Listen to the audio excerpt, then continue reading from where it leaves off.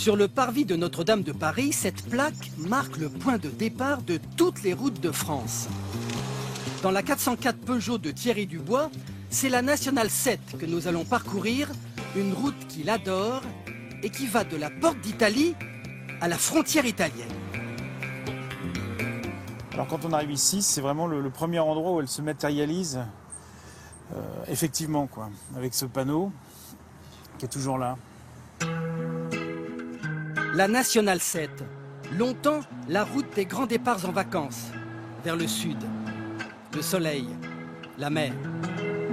C'est un endroit qui ressemble à la Louisiane, à l'Italie. C'est la route la plus longue de France, 996 km de Paris à Menton.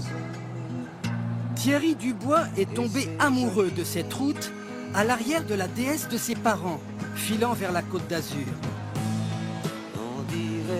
Depuis, il lui a même consacré un livre. C'est quand même 2000 ans d'histoire de France qui sont passés par la Nationale 7. C'est par là que sont arrivés les Romains, c'est par là que sont passées les grandes invasions, c'est par là que tous nos rois ont traversé le pays. Et donc on retrouve une émotion chaque fois qu'on la parcourt et partout, quoi. Le moindre petit village a été traversé par tous les rois de France. Et la Nationale 7 longe justement le château de Fontainebleau, qui fut l'une des demeures des souverains français de François Ier à Napoléon III. À 100 km de Notre-Dame de Paris, un édifice moins imposant, Notre-Dame de la Route, construite en 1954 pour offrir aux voyageurs un lieu de prière. Didier Devin, le maire de Fontenay-sous-Loing, y a suivi ses cours de catéchisme. Je me souviens, étant enfant, puisque je suis né au bord de la Nationale, on pouvait compter les voitures sur les doigts de la main, alors qu'aujourd'hui c'est devenu impossible. Les vitraux de la chapelle ne sont pas dédiés à des saints, mais aux grandes étapes de la Nationale 7.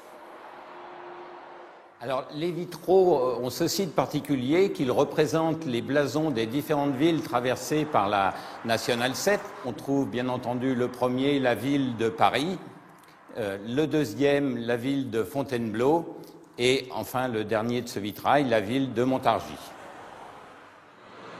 Montargis qui, pour Thierry Dubois, va surtout être une étape gourmande. Arrêt obligé chez les confiseurs qui ont repris la tradition des pralines, inventée par l'officier de bouche du duc de Praslin sous Louis XIII.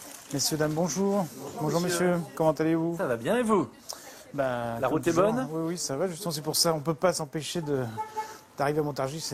Elles sont là, elles vous attendent, les pralines sont là. C'est cette petite amande rocailleuse et pralinée que nous fabriquons depuis 1636.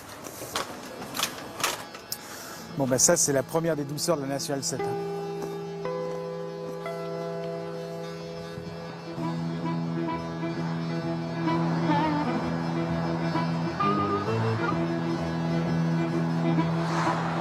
Alors ici on est à Pouilly-sur-Loire, à 200 km de Paris. Alors 200 km de Paris, ça voulait dire quelqu'un qui était parti le matin, dans les années 50, ben, il arrivait ici pour déjeuner, quoi. Voyage dans le temps, au relais des 200 bornes, rescapé de l'âge d'or de la Nationale 7. Aujourd'hui, la plupart des automobilistes prennent l'autoroute du Sud. Les stations-service à l'ancienne disparaissent. Celle-là, elle fonctionne toujours pas? Eh ben non. C'est dommage, hein. En photo, excellemment bien, mais... Sandrine Dufour et son mari ont repris la station il y a 2 ans. Ils tiennent à garder les bonnes habitudes. Vieille dame, allons-y.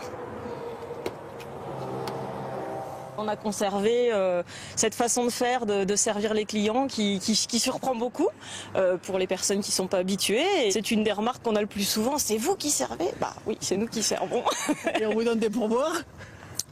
Non, plus maintenant, mais par contre, quand la fille de mon mari est là, elle a 14 ans, alors elle, par contre, elle ramasse, il n'y a pas de problème.